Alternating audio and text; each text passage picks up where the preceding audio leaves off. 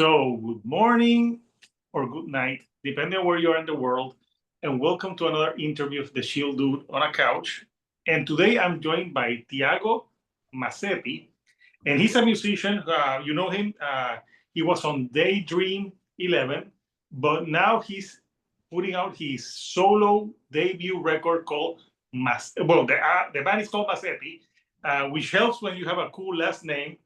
And the album is called Odds and Ends, out June the 14th. So, Tiago, first of all, how are you today? Hello, doing good. I just moved into my wife's apartment, so just setting in. Spent 3 days of cleaning and moving, but now everything is set, everything is organized, everything's put away, all the boxes have been discarded. So a couple of stressful days, but everything's good now. So, I'm assuming you got married like recently.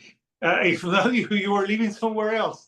Yes, I was leaving like 10 minutes away from here, but then my lease was about to end on like it ended like on May and her lease is ending on August. So we're just like, yeah, I'll just move in with you until maybe we'll find another one in a couple months. Maybe we'll stay here. We're still figuring out.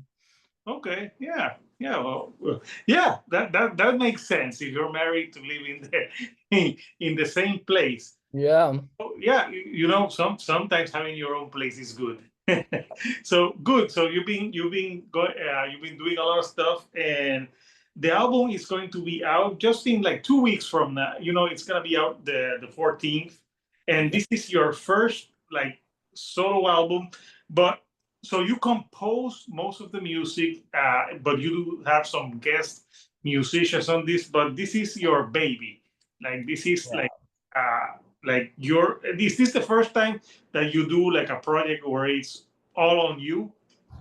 So with the second album for Daydream 11, the Circus of the Tattered and Torn, I wrote all the music for that album because our first album was very collaborative, but then we performed at Prog Nation at Sea in the US, and there was a festival like with like 46 bands. Everyone was in prog and metal. So I came back from that festival like really inspired, and I just sat down and I wrote like, I don't know, like 60 songs at the time, and then we just picked the best ones and it became that album. So it was kind of already my process in the band at the time. And Mhm. then during the pandemic, I was in the United States. I was here in New York, trapped in New York basically during COVID. And everyone else was in Brazil. And like, we were like, hey, should we continue? Should we not? And then like people moved on with their lives. The other guys went on to other projects. And I was debating for a while if I should start a solo project or reform the band over here.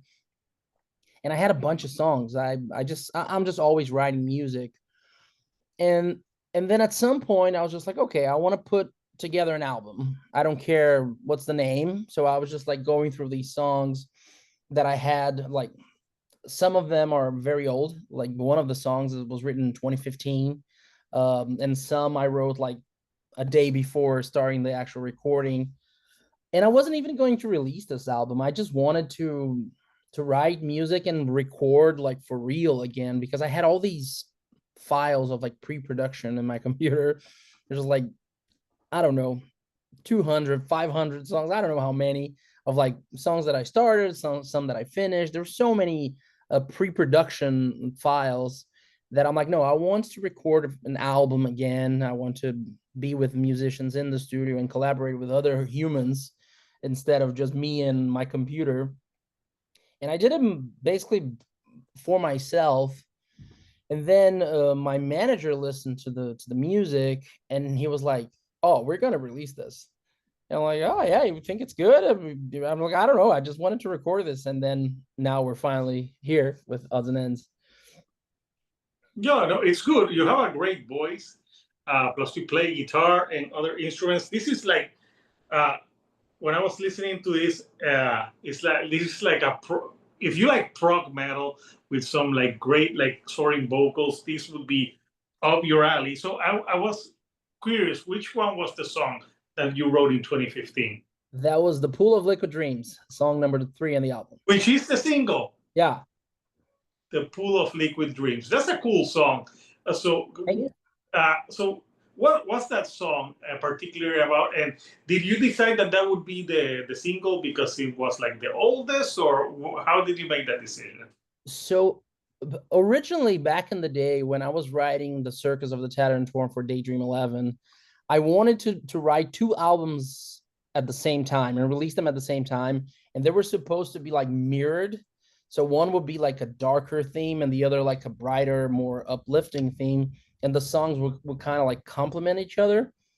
But during the process of writing the music, it just became bigger than we thought, and the budget was just not there to release two albums at a time. Like no label would accept that, so we decided to focus on the circus.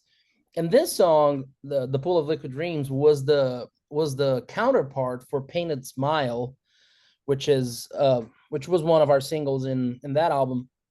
And I don't know, I wrote the song back then. The song was based on a dream that I had of this a virtual reality environment where you could like connect your brain and kind of have these crazy like psychedelic dreams where kind of your senses mixed and like you could taste colors and you could see sounds. It was just like this trip I had dream about it, and then I started writing music, trying to like grasp that feeling of that dream.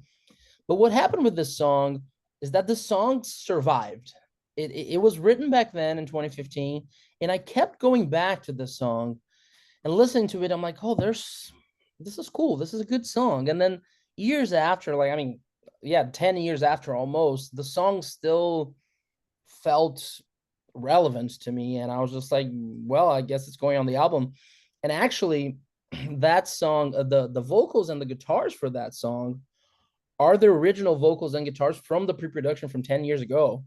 I Wow. was like, I didn't even re-record anything. I just added a solo to it and some choirs, I guess. Because I listened back, I'm just like, well, I guess it's good. So I wanted to preserve that like the original takes from, because basically what you hear in the song is is what first came out of me while I was writing the music. So, and that is something that we don't usually do. Sometimes you do the pre-production and then you study the song over and over, and then you go to the studio and then you do endless takes. And there is a magic of the first take. If you're like safe enough in what you're doing, and if you are technically to a level that your first take is not gonna be horrible, I guess there is a magic that happens. Like, is that first feeling, the first time you wrote those words, and the first time you sang those words. And I had the opportunity to preserve that, and that song just kept on growing on me. Like the guy who helped me produce the album, Renato Osorio, he always loved that song, and he would always tell me about that song, that he loved it. It has that like more uplifting, like sort of like Devin Townsend from Epic Cloud vibe, that like it Yeah. it's kind of dark, but it's kind of it's almost like sarcastic, that it's like the themes are kind of dark and twisted, but the song is kind of happy in a way. Um and I the visuals that I had in my mind, I wanted to make a lyric video for it because I had such a specific imagery for the song because of the dream that originated the song, that I decided for the single to be that one. And I did the lyric video myself because I just knew exactly how it should look. Yeah, that's amazing. That you can tell that you never throw away a song. You, Yeah, I mean, I you, I'm always writing. I'm always keeping files because sometimes you think a riff sucks while you're writing, and then you go back to it a week after. It's like, oh, this riff was actually pretty good. yeah. Were you not worried that on that song you would sound younger than than I you? was. I definitely was. But then what happened is I started recording myself singing the same song, and it was sounding pretty similar. Like I am very privileged that my voice is pretty healthy. I mean, of course I studied everything you can possibly imagine to be the singer that I am, but my tone didn't really change that much. It is starting to change now. I'm about to be 36 in a couple months, and I'm starting to feel like a little darkness setting in the tone. But even I posted a video performing that song a couple of days ago, and the take that I was doing for the performance sounds pretty much the same as the original recording. I was just like, I was afraid that the sequence would be a little strange. A song that I recorded in 2024 and followed by a song that I recorded in 2015, and hearing back, it just didn't sound that different. So I was just like, oh, okay, I'm fine. That's it. If you hadn't told me, I would have never known. Honestly, I wouldn't know as well. If I listen back, I'm just like, oh, when did I record this? So Yeah. I'm lucky enough that the lyrics for that first time were already in place and I didn't have to revise that much. So because if I had the original takes but the lyrics were not final, I would have to re-record, everything. Yeah, because there's some musicians that their voice really changed. Like if you listen to Aerosmith "Dream On," Oh yeah, like he doesn't even sound like himself. yeah. It's, he sounds totally different on this. But no, your voice sounded to me. It sounded the same on every track. I think is it 9 or 8 tracks? I think it's 8 tracks. Uh, and you have longer songs. You have like punchier songs. Which one like was for you like in this album like the maybe musically or lyrically the hardest one to write? The hardest one to write was probably the opening track, Serpents and Whores, because I wrote that song to be the opener. I was putting together the sequence and the songs, and I was listening to the order. And I'm like, I need something different to open the album, because I was trying to think of like, hey, people last heard of my music, like my own music, through Daydream 11 a few years ago. This is going to be their first impression. So the opening song kind of needed to be some sort of statement of like, oh, this is what I'm going to do from now on.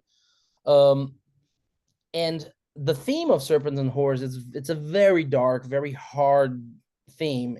It's about child abuse basically and pedophilia in the church and the Catholic Church, and it's based on a bunch of like personal experiences of people around me and growing up.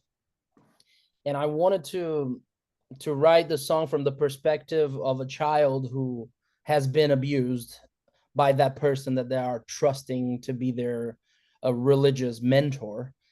And halfway through the song, the POV flips into the abuser.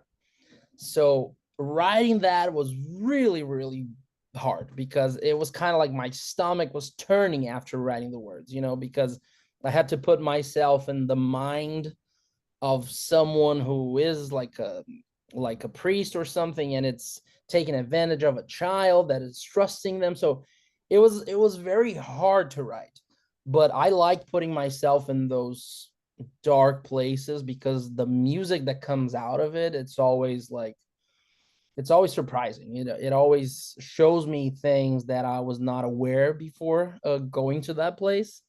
um and yeah, so that song was the hardest one, mentally and psychologically for sure, because of the theme of the lyrics. Yeah, no, and it's very different from the pool. Like you have Yeah, yeah, like the happy, and you start like with the most aggressive song.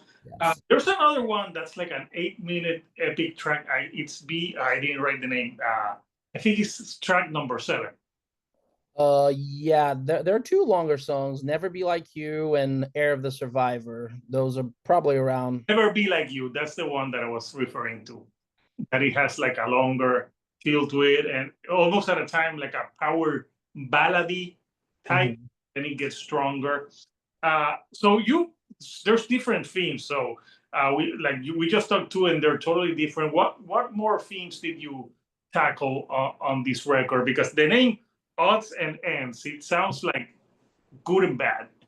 Yeah, the name came at the very end of the process, because one thing that I wanted to do with this album was to treat each song as its own entity. I wasn't thinking like an album. I was like, each song was a separate project. So it was like, okay, for this song, I want this theme, I want this aesthetic. I want it to sound like this or that, and these are the references and the influences. Like as I'm working on these songs, I didn't really have a broader concept for the album itself.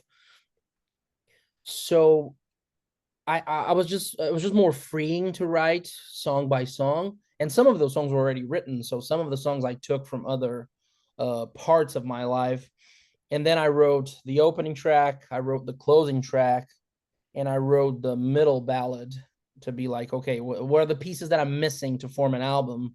So I sat down and wrote specifically, okay, I want an opener, I want like this, and I want a closer like this, and in the middle, I want this sort of song.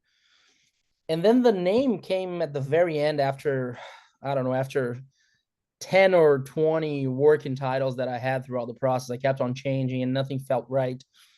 And English is not my first language. I was raised in Brazil, and so Portuguese is my first language. And I had never heard the term odds and ends before. And someday I saw it somewhere, and they use it in English for like odds and ends is whenever you have a bunch of things together that don't really make sense together, like a bunch of objects in a drawer, for example. And when I saw that term, I'm like, oh yeah, that's my album. It's a bunch of songs from different periods of my life and from with different themes that came together into this one piece of music.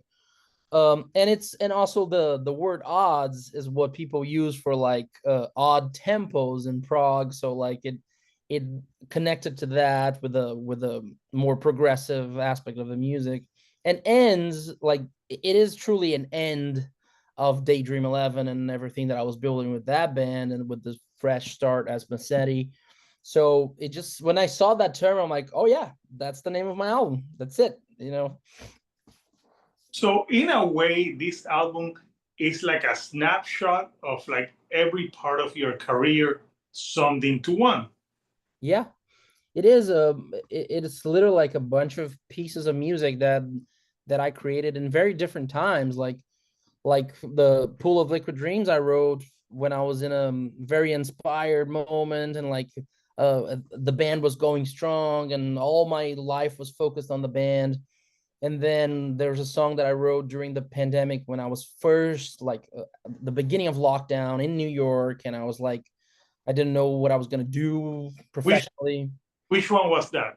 Hindrance, the ballad that before the closer, that was the only song I wrote during the first 2 years of COVID, because during that time I wasn't even sure if I wanted to write music anymore, because I was like, if I can't perform, if I can't be on the stage, I don't know if music matters to me anymore. I was like, I lost my, not that I lost, but I realized that my love for music and for metal in general was always about the performance. It was not about the music itself. Just writing music without the thought of going on stage and performing the music just felt irrelevant to me. I was just like, I don't want to do this if I'm not gonna go on stage and show this to people and interact with other people and give the music to them. So yeah, during COVID, my guitar stayed in a closet for a whole year. I didn't touch my guitar for a whole year, and that's the only song I wrote during the for I would say a year and a half during COVID. That's the only thing I wrote. Yeah, no, but it makes sense. Like, what would be the point of writing something if no one can hear it or you can perform it? Yeah, for me, art really requires the exchange. I I mean, I do write music in a vacuum. I don't really think about fans or anything or people who are listening. I write more for myself than anyone else.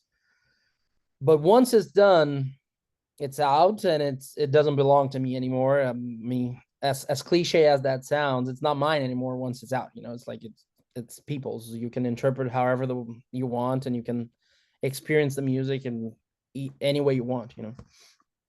Yeah, no, it makes total sense. And I was reading, in the bio that back in your Daydream 11 days, you Mike Portnoy picked the band for a prog. So that I'm like, yeah, Yeah. that's huge. So I'm guessing you got to meet Mike. Oh yeah.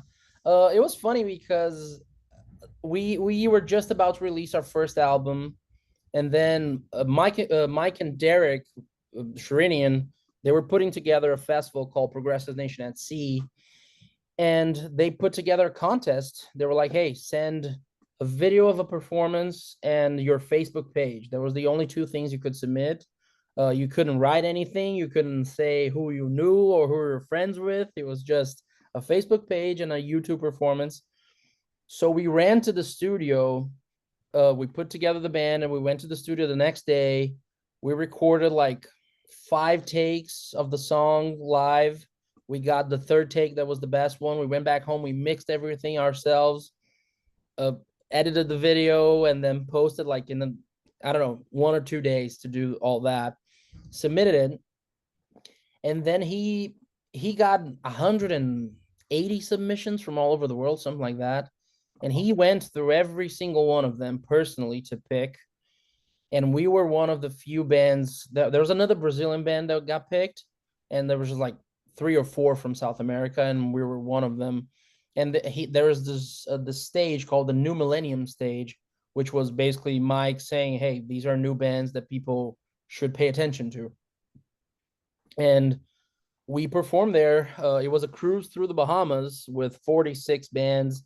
It was Devin Townsend, Periphery, Animals as Leaders, Pain of Salvation, Big Elf, John Anderson from Yes, all these big names, and we were there. We're just like invited. We flew over to from Brazil to Miami, and we went on a cruise for 5 days. We were 24 years old at the time.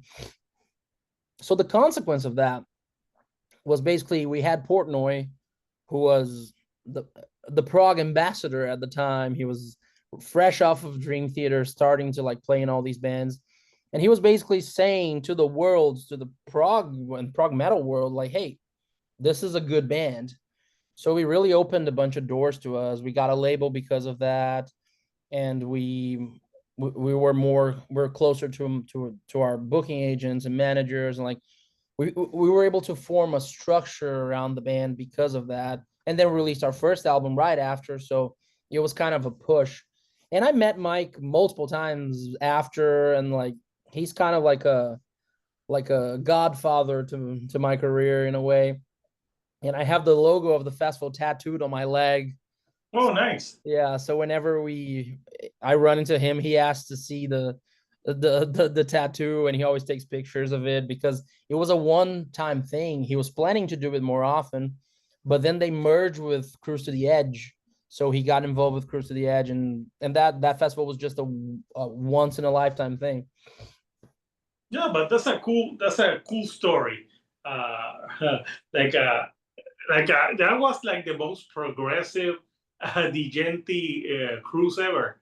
It was, and there was a lot of bands that I wasn't very familiar with at the time.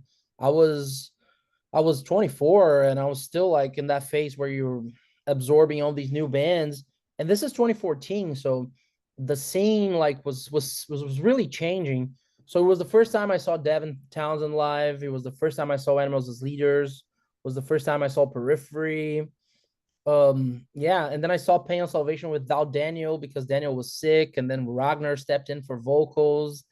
There was a bunch of things that happened in this cruise, and it was great. Like it was the Bahamas, in a ship with a bunch of metalheads and a bunch of nerds, and just like jamming to Prague. It was a one in a lifetime experience. I remember when we first arrived, the opening show was Transatlantic with Mike Portnoy Oh, yeah. at the pool deck. So we're there, like we just got into the ship. First show, Transatlantic, Mike Portnoy playing, and we're all like at the pool deck, like with the sun setting, and we're leaving Miami, going to the sea. And I remember looking at my bandmates and being like, "Fuck, I hope this is not the coolest thing we do in our lives because it's too soon. We're too young for this to be the coolest thing ever." And it was like it was amazing. Like it was 5 days of just like pure joy and excitement. It was really good. Yeah, no, not everyone gets to do something that. So that's super cool. So getting back obviously to the new album, I want to show the artwork, so we can talk a little bit about Oh, the artwork of the record. Here it is. Here's the artwork for odds and ends, and you have that animal skull. So tell me what you wanted to convey with the artwork. So this deer skull, which is actually right now on top of my fridge, Okay. was left by a neighbor of mine when they were moving out of the apartment, and they were like, "Oh, there's this skull. If you want to keep it," I'm like, "Oh, of course I'll keep it. This is cool." And then I kept it above my bed, like I had like a wall mount and put it above my bed. And then later on, I found out that this neighbor's aunt was an architect, and she got this as a gift when she was designing David Letterman's new home, and he gave it to her. So this allegedly belonged to David Letterman, and it was passed on by this guy's aunt, and then he just left behind in an apartment when he was moving out, and I took it. So Besides that fun thing about it, that skull was basically watching me the whole time I was writing the music and I was recording the album. So it was there, like ominously, like watching me throughout the whole thing. And then when I was looking for something for the cover, it just made sense. The skull was there and it looked metal as fuck and it looked cool. And I wanted something simple but graphic, and I didn't want a very busy artwork like I usually do. I wanted something like one element that's very strong, very powerful. And in a way, it kind of connects to the odds and ends concept of like, because my life in New York, it was filled with this type of thing, or like, oh, I got a TV that someone left behind in the apartment, or there's like a a couch that someone gifted me because they were moving and they couldn't fit the couch in the new apartment. You know, New York has a lot of these things. People move very constantly, and um, objects are very disposable, so people just give it away or just pass it along, or you exchange things. There's a lot of like movement in that regard, and it made sense. It's just something that was left behind by someone, and I took it and it became part of my life, and it made sense that it would be the album cover. yeah, that's pretty cool. And hopefully you won't get an email from David Letterman like, please Yeah, return my stuff. yeah. Apparently he has like hundreds of them at his house, and she was designing the new home, and then he's just like, yeah, you can take this one, because he has hundreds of Like, that was my favorite skull. it. Yeah, maybe let's see how much he wants to pay to get it back. That's a cool story of how that skull. And Yeah, it's good because like when people move or when people die, things that are inherited from the family. That's how hunting starts. yeah, yeah. That's probably what happened with Annabelle. Hey, let's see if it starts moving at some point. Hey, this dog threatens me. Do you want it? Yes. Yeah, I'll take it.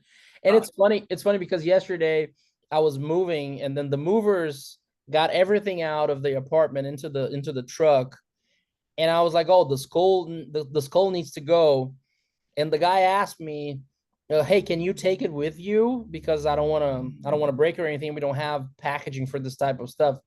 So as I'm waiting for my Uber, here I am in Brooklyn, all dressed in black, smoking a cigarette on the street, holding a deer skull, waiting for my car. And I'm just like, okay, this must be the most metal looking thing in the world. People were walking by me and just looking like, what the fuck is this? they were going like this. Yeah, nah, me, dude, Brooklyn, you would never be surprised by what you see in New York. Nothing Yeah, surprises anyone anymore. if my grandmother was alive, she would have thrown some holy water at you. To the Maloik. She'll be like, he's clearly evil. But yeah, no, New York, yeah, no, I think there's some like big cities you see weird stuff.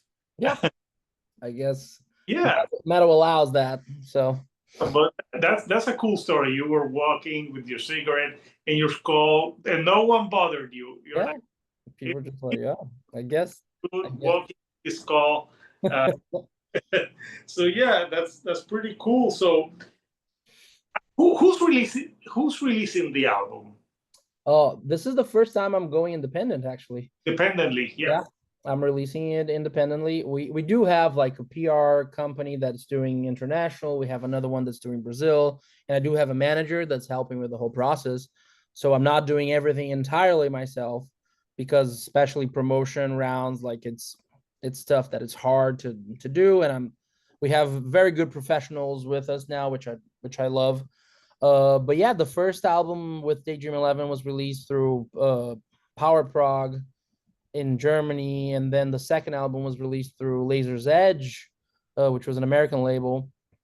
But this is the first time I'm going independent. I'm just like, all right, let's do this, and I'm experimenting with the format because I never had the chance to. I mean, it is, having a label really allows for things, and it really, the budget is always better than doing it yourself and distribution and all that. But this time I wanted to try a different format and see how it goes. I'm always very open to working with labels. I like labels and I still appreciate what they do, especially in the prog scene. I feel that labels still have you still have an advantage when you're in a label, and you still reach more people, and it still adds that validation to the market in a way that in pop music it really doesn't. I feel that if you're doing pop, you can just release something post it on TikTok and go viral and sell directly. But I still think that in metal and especially prog, people go to labels for like as a filter. So like if something is being released by Inside Out, that prog fans will go and listen just because Inside Out has been such a solid name in the genre. It's uh I would love still to work with one of these labels. I'm very open to that in the future. But this first album is yeah, it's going to be independent, and it's the first time. It's a new experiment. Yeah, it's new. Yeah. So you're testing the odds. Yeah, yeah. So it's gonna be digitally, or there are gonna be some sort of physical copies? So on the 14th, we're going to do a digital release. And then later down the line, at some point, still this year, I'm planning on releasing it in vinyl and CD. Okay. Yeah. Yeah, I know it takes time and it costs money, especially when you're doing it independently. Uh, Honestly, that's the only reason right now is budget, because I am a self-made artist. I live in the most expensive city in the world. you do. Yeah. I work with a bunch of different things. I'm always, like the budget. I don't have a rich parent to fund this career, so it will be out in physical format once the budget allows. Because like me and the company right now are basically the same thing.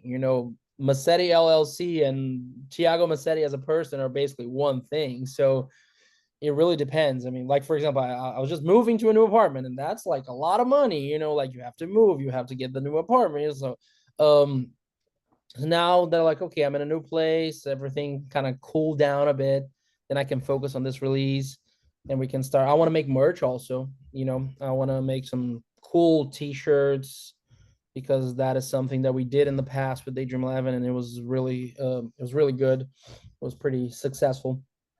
Yeah. And I'm guessing once you put it out, at some point you wanna do some live shows of this. Absolutely. Like that is my main goal. I do understand that it is hard as a debut artist to go back on the road or to go in a festival or something, but we are looking into it. The idea is to do some festival appearances before thinking of an actual tour. That makes sense. Yeah. Because Milton, my manager, is one of the promoters in Prague Power USA, and he's connected with a bunch of people in the industry. And I've performed Prague Power in the past, and there's a lot of other festivals that we wanted to book with Daydream 11 at the time. So like, there are some doors that are open for us and that we are going to try to explore.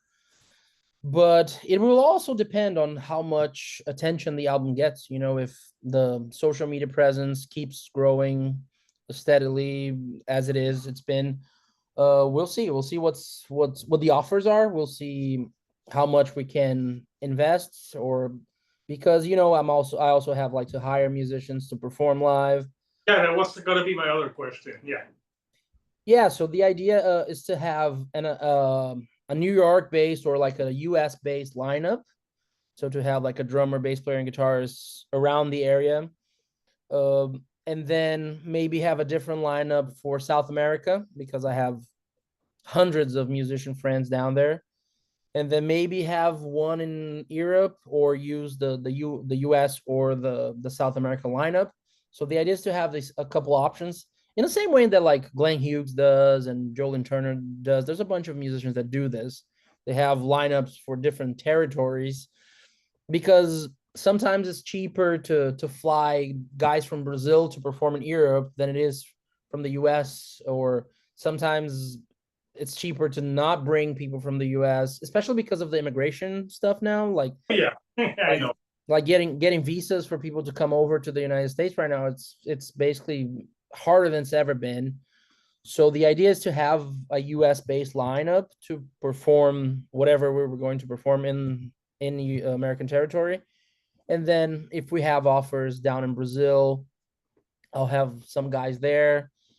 And um, the guys that I have in mind are competent enough that they can rehearse themselves. I can rehearse here, and then we can put it together like a week before the show and do a few rehearsals and do the performance. So that's the advantage of having this format. It's just like, hey, this is who I want. Tell me how much it costs, and then we'll work from there. Sounds like you got your supply chain demand pretty set up, but at least for one show, the skull has to be there. Oh, I didn't think of it. Yeah, I mean, that's true. I didn't think of it. We could definitely do a high res image Yeah, as you could the backdrop. like two red dots on his eyes, so it looks like its evil eyes are in red or something like that. You know what I should do? I should make a mic stand with it, where it stays in front of me with the red eyes. That would be fucking cool. People will think that you're a black metal band, and then you start doing the prog, and people will be like, "No, we want evil Satan." Hey, my prog has some evil in it. I'm fine. Yeah.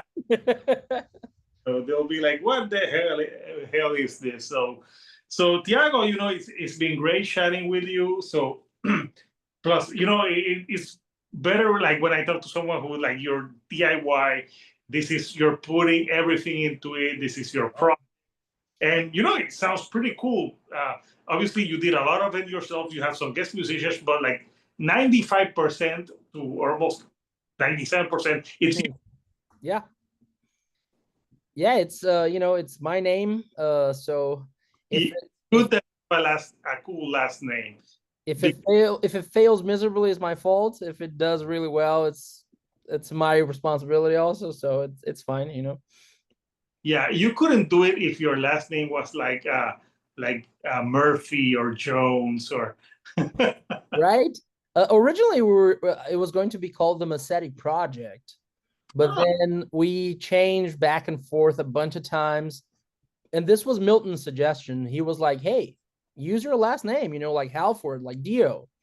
Your Yeah. name sounds like a band name, so let's go for it." If I ever did a band, I could use my last name, Calzada. Hey, It sounds kind of cool, but yeah. this is Spanish. If they change the A to an O, it means shoe. So I don't want to be called, "Here comes the band shoe." Like, Hey, you have an advantage that it starts with an A. So every band list, you would always be at the beginning. Even at the record store, your album will be at the oh, top but shelf. the first letter is a C. So Oh yeah. so no, but yeah. So Tiago, like it's been awesome chatting with you. So before I let you go, anything you like to say, maybe to new future Masseti fans? Hey, first of all, thank you for having me. This is a pleasure. I like chatting about those things. I like talking about the process, and I'm really glad that this is finally going to be out because the plan was never for anyone to listen to this music. And now that people are listening to, I'm getting great feedback, and I love hearing even the bad feedback, I love it. Whenever people are mad and they don't like it, I love seeing the art interact with other people. That's where I get the most fulfillment from any stage of the process.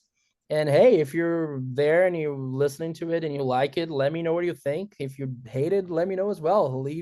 Leave a hateful comment, because that is engagement. I'm fine with that. That is engagement. Yeah. Yeah. A good one. So I'll post the link for maybe your page so people can follow you and keep up with Masseti and everything that you're gonna do. And so they can, know when you guys are gonna be playing, and also when the physical copies for people who want physical copies will be available later on in the year. So Amazing. if you like progressive music, listen to Masseti. And I'm guessing also if you were a fan of Daydream 11, then check out what he's doing right now. So yeah, to get the people were like, oh yes, let's listen to it. So again, Tiago, thank you for joining me from Brooklyn to Puerto Rico. So Thank you. until next time, couchers, this is Hector, the shield dude on a couch, and I'll see you all right here on the couch. Thank you and goodbye.